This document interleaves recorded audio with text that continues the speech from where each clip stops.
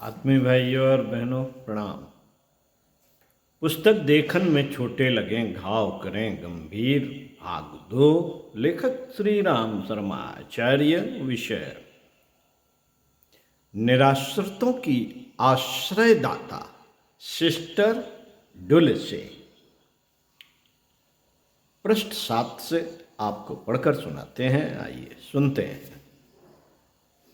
Brazil दक्षिण America के बहिया नगर की एक पुरानी सड़क पर सिस्टर डुल्से चली जा रही थी कि उसे एक करुणाजनक पुकार सुनाई दी, सिस्टर मुझे मरने से बचाओ।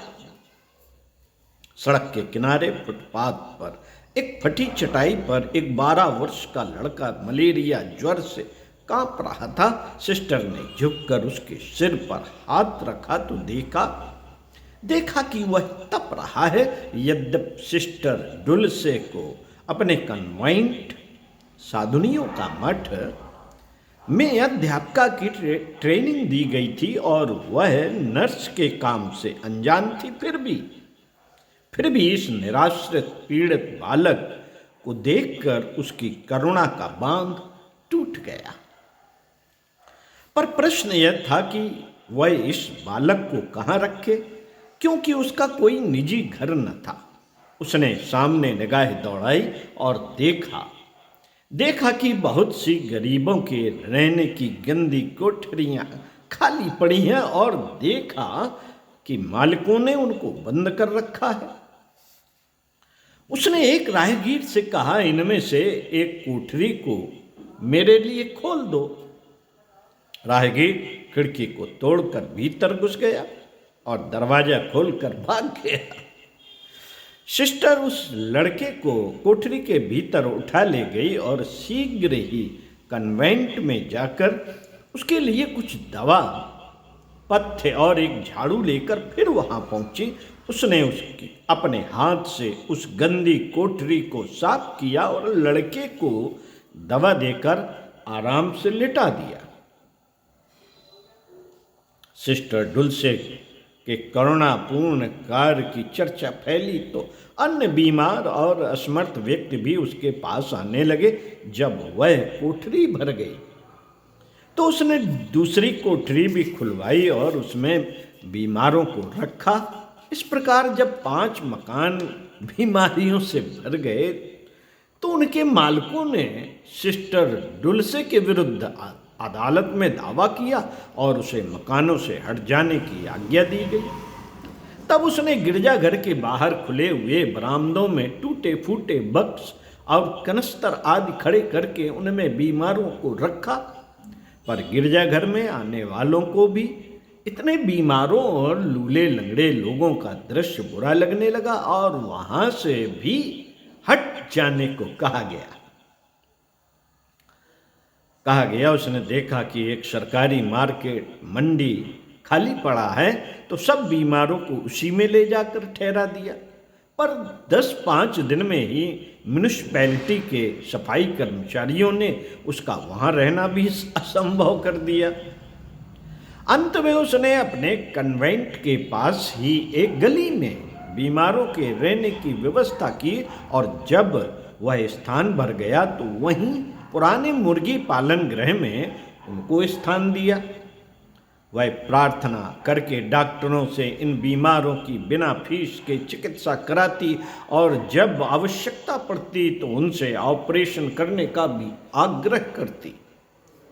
इस प्रकार इस दयालु देवी के आश्रित दीन दुखी लोगों की संख्या निरंतर बढ़ती गई, क्योंकि नगर की 7 लाख आबादी में से 1 लाख व्यक्ति सड़कों और गंदे स्थानों में पड़े जीवन व्यतीत करते थे। सिस्टर डुल्से प्रतिदिन लगभग 100 व्यक्तियों को भोजन और सोने का स्थान देती और अपने हाथों से उनकी मरहम पट्टी और सेवा शुश्रूषा करती।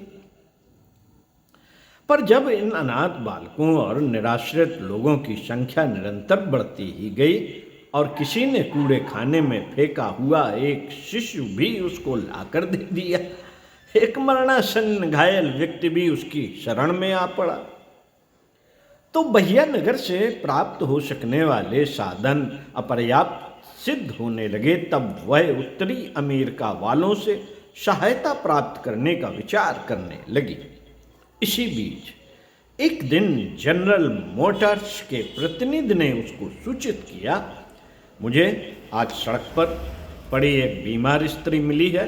मैं उसके लिए व्यवस्था करने की दिन भर कोशिश करता रहा, पर कहीं स्थान न मिल सका। क्या आप उसे रख सकेंगी? 20 मिनट के भीतर ही डुल से भागती हुई वहां पहुंची और उस स्त्री को, जो लगभग बेहोश थी, एक ट्रक में लिटाकर अपने यहां ले आई।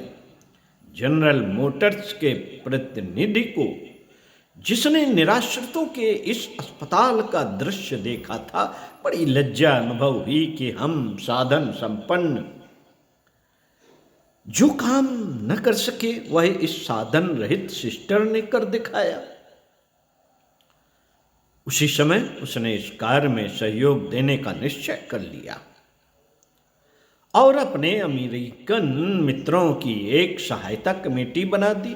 इन लोगों ने अमेरिका की परोपकारी संस्थाओं से लिखा पढ़ी शुरू की और कुछ ही दिनों में डेट्रियट के वर्ल्ड मेडिसिन रिलीफ इंस्टीट्यूट की तरफ से दवाइयाँ आने लगी।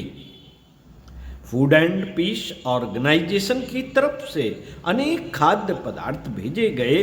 कैथोलिक रिलीफ सर्विस की तरफ से बहुत सा सूखा दूध और कपड़े प्राप्त हुए। धीरे धीरे डुल्से के सहायकों की संख्या बढ़ने लगी और उसने गरीब रोगियों के लिए एक नई इमारत बनवाकर उसमें 150 बीमारों के रहने की व्यवस्था कर दी। वह सड़कों पर फिरने वाले अनाथ और आवारा लड़कों को खाना और कपड़ा देकर सभ्य शिक्षित बनाने का भी प्रयत्न करती, जिससे वे समाज के लिए अभिशाप न होकर उपयोगी सदस्य बन सके। साथियों, स्वाध्याय सत्संग का क्रम बनाए रखते हुए अगले वीडियो में हम फिर आपसे मिलेंगे। तब तक के लिए चिंतन जरूर कीजिए। सिस्टर डुल्से के अंदर ऐसा क्या, कौन सी पीड़ा उपज पड़ी, कौन सी करुणा का बांध फूट पड़ा। वो करुणा का बांध हमारे अंदर भी भरा पड़ा है, लेकिन वो फूटता नहीं। तो इस पर ही चिंतन करते हैं कि क्या ईश्वर यदि करुणामय है तो हम उसके पास जाने के लिए क्या करुणा का सहारा नहीं ले सकते। ओम शांति। मिलते हैं